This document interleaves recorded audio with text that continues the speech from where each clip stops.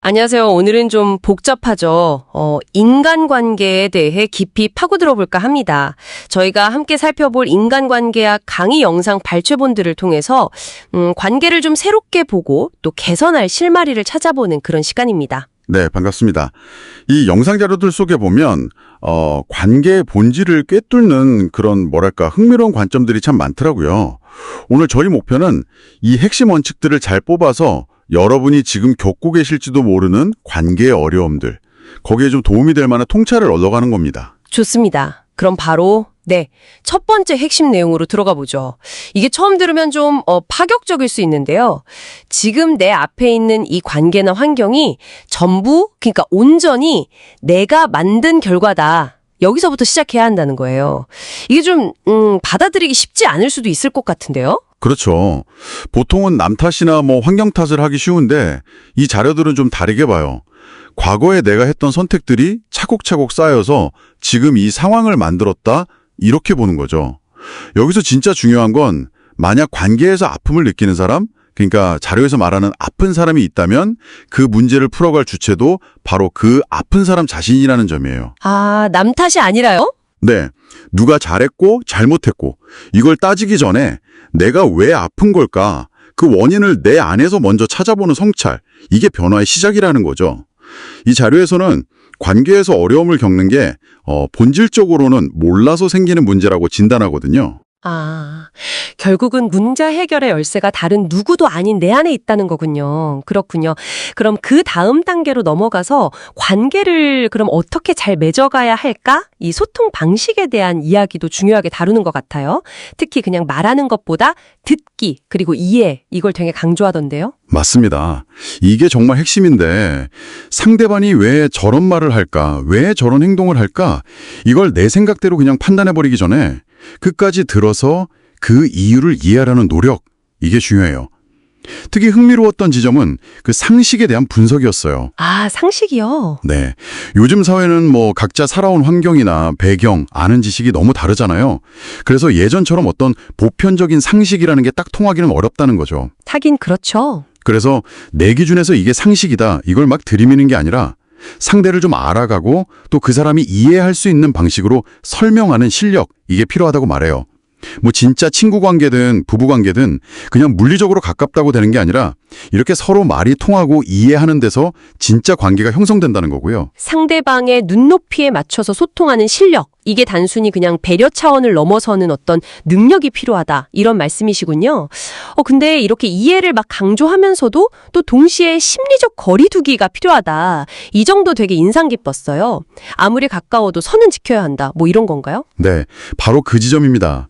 특히 우리 사회 특유의 그 깊은 정서적 유대감 있잖아요. 흔히 말하는 정. 여기에 너무 이끌리기만 하는 관계는 오히려 건강하지 못할 수 있다, 이렇게 경고를 해요. 아, 정 때문에요? 오히려? 네, 타인에게 자꾸 기대려는 마음, 그러니까 의지하려는 그런 심리가 결국에는 나도 힘들게 하고 상대방도 힘들게 만든다는 거죠.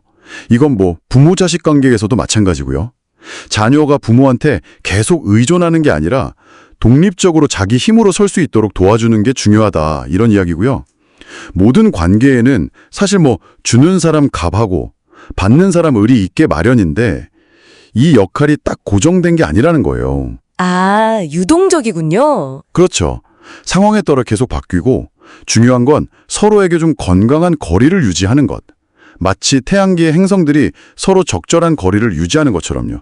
그런 비유를 쓰더라고요. 무조건 그냥 막 가까이 붙어 있는 것보다 서로 존중하면서 적절한 거리를 두는 게 관계를 더 오래, 더 단단하게 만든다, 이런 말씀이시네요. 아, 그리고 마지막으로 솔직함에 대한 이야기도 좀 있었어요.